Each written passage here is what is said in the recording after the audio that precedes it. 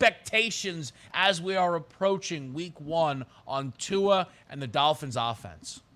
I mean, it is really high at this point. Now, you can't take too much out of preseason, but at the same time, I think the Dolphins are doing the right thing building this roster. We just talked about Justin Fields. I'm not saying that the Bears would have been an enticing effort for Tyreek Hill to go to Chicago, and would he have said the same things like, hey, man, just got to Chicago. Justin Fields, best quarterback I ever played with. Better than Patrick Mahomes, what Tyreek Hill was doing for Tua Tagovailoa. But you do have that buoy genius coming over from the Kyle Shanahan system to run your team in McDaniel. You do have Tyreek Hill, one of the ultimate weapons in football. You drafted a first-round draft pick the year before, Jalen Waddle, who, as long as he stays out of the injury bug, which I know he's been plagued with that a little bit in his rookie season and also through training camp, you have the rights to having a very good offense. I'm sky high on the Dolphins at this point now because we take a look at who's going to be the ones to dethrone the Buffalo Bills.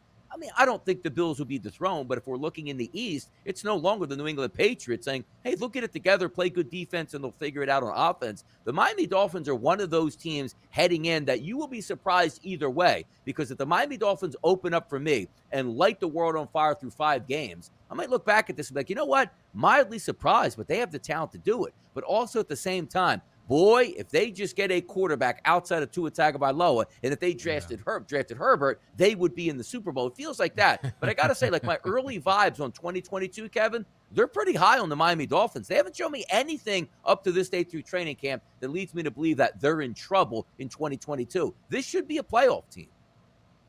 I think they have a lot of similarities to the Eagles. It's going to depend what you think of the quarterback, right? Mm-hmm. If you are Jalen Hurts, if you believe in Jalen Hurts, you probably have the Eagles winning the division. I mean, there's people who have them winning the division whether they like Hurts or not because of some of the Cowboys' struggles. But if you think the Dolphins are making the playoffs, you probably are going to be able to trust Tua there. And I understand why. This is a team that not just was able to bring in Tyreek alongside Jalen Waddle. We'll see if Mike Gesicki is on this roster a week from today.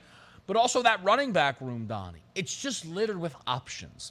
If you're a fantasy player, prop guy, it's probably going to be a bit of a headache. But Chase Edmonds, Raheem Mostert, Sony Michel, and Myles Gaskin, those are all guys, I think it's possible that I've bet every single one of those guys at some point is an anytime touchdown scorer, right? Throughout the years. Those are guys that have led backfields before. So this is a team that has the ability to put up some impressive statistics. Tua's season-long passing touchdown number, 24.5. Yardage number, 3,800 and a half. With those weapons, I mean, doesn't he have to knock on the door of 4,000 yards, Donnie?